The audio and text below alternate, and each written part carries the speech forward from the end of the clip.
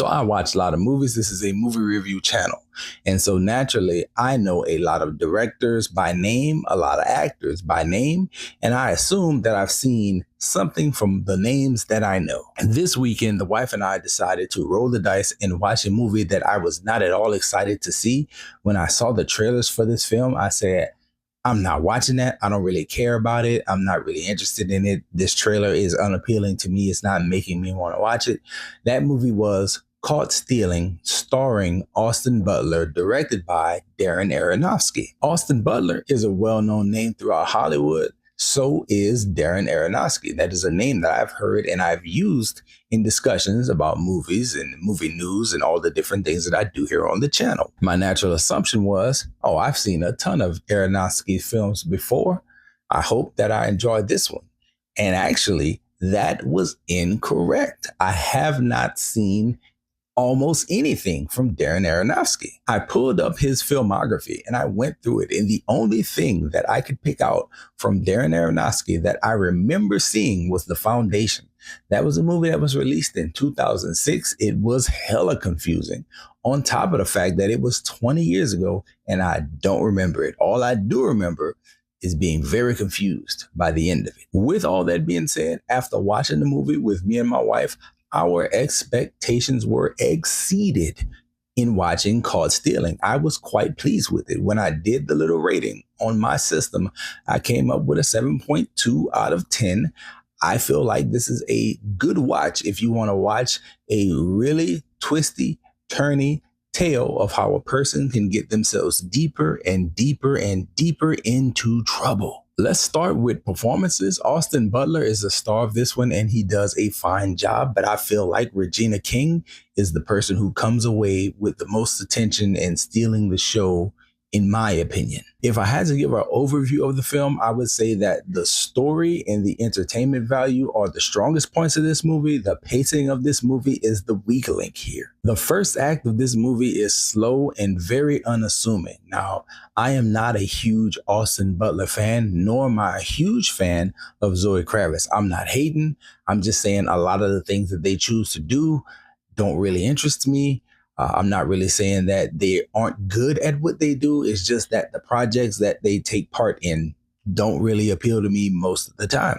So watching this first act, which really felt like a straight rom-com or a straight romance drama between two people that I'm not interested in, was very difficult. But once that 35 minute mark hits and you get the real deal plot starting to unravel, it becomes interesting and gives you some twists and some turns that I just wasn't expecting. Even watching a trailer, I had no idea that some of these things would occur in this movie and some of these characters would end up the way they ended up. What I'm alluding to is characters dying as well as characters switching sides. A lot of the stuff that took place just really blew me away and took me and my wife off guard. We just didn't expect some of those things to take place. So here's your spoiler warning. We're going to count it down. 3, 2, 1. We're talking about the movie, and Zoe Kravitz dies in this. I was not expecting her to die in this, especially based on how this movie started out in the first 15 to 20 minutes. I thought she's going to be a constant throughout this film. She's going to be the catalyst for change in this young man's life. I hope that it's entertaining along the way. I hope that she's going to be the voice of reason, or maybe I don't hope that, but I expect that she's going to be the voice of reason and try to keep him on the straight and narrow, maybe keep him safe. Maybe she'll be taken hostage. None of those things happen.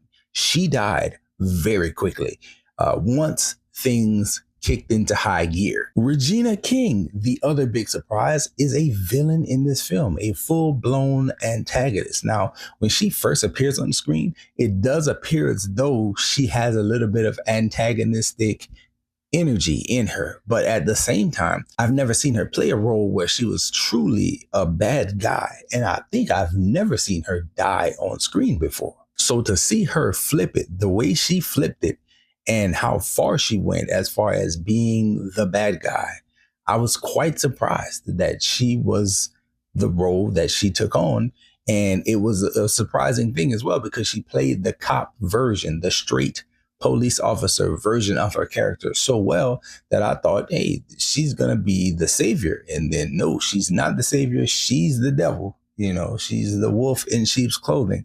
And she did it quite well. Another huge surprise here, Matt Smith was not an antagonist.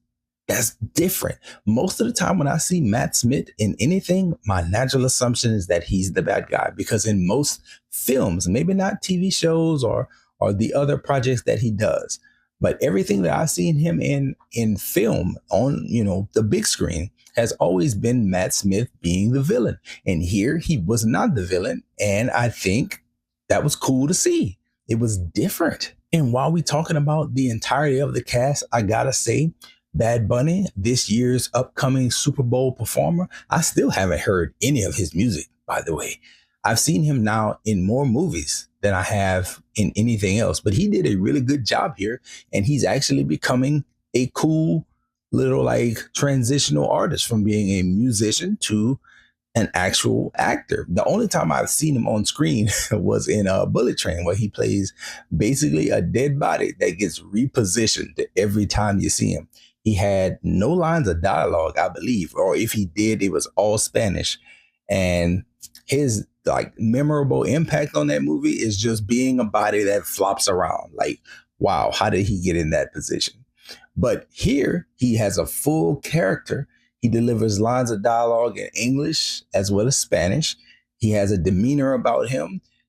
Like it's really cool to see him like kind of blossom into something more than just a prop like he was in Bullet Train. But just talking about the movie more in its entirety, I was quite surprised by it. I think that once things get kicked off and you move away from that rom-com or romance drama movie vibe that you get in the first 15 to 20 minutes, when you move past that and the action starts and people start getting beat up and characters start getting drunk and you start to have chase scenes and you start to get intense lines of dialogue from different characters motivating you and trying to manipulate you to believe this person is really the bad guy or this person is really the bad guy.